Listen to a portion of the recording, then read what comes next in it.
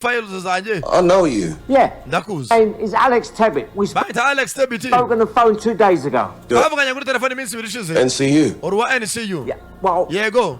I was. Nani way.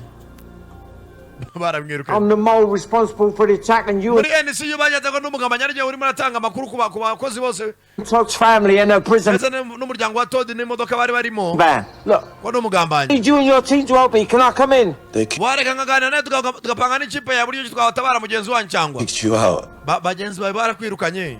And you think I'm gonna trust you? None ungajya nyina nakwizera. I swear to God. Ndarahira imbere y'Imana pe. I'm offering you a chance. Ndimo naguha amahirwe yo kuba watabara uriya mukobwa mugenzi wawe mukorana. Dufatanye n'ikipe yanyu y'abashinzwe umutekano kugira ngo turebe icyo tugeraho. What you told me.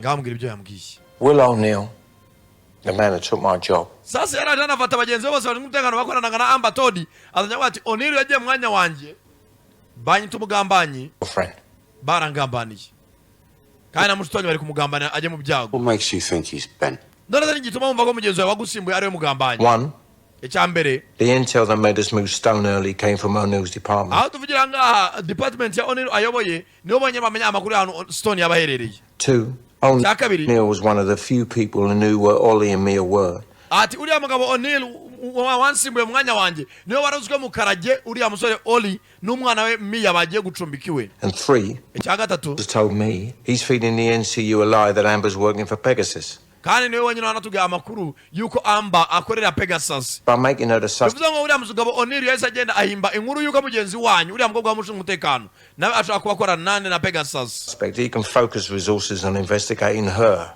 ntabwo arimo arafokasinga uburyo se wabona abicanyi ahubwo arimo arafokasinga ku gushinja mugenzi wanyu kuko ari umugambanyi akorana n'uriya mukire Harrison. O'Neill asanga ari umugambanyi. The only way to get Amber back. kuko byonyine ko twagera kuri O'Neill cyangwa kubona gwinjira muri telefoni ye byatuma tubona uburyo twagarura Amber. Okay, how do we break him then? rero turinja gute ari ahantu mukorera.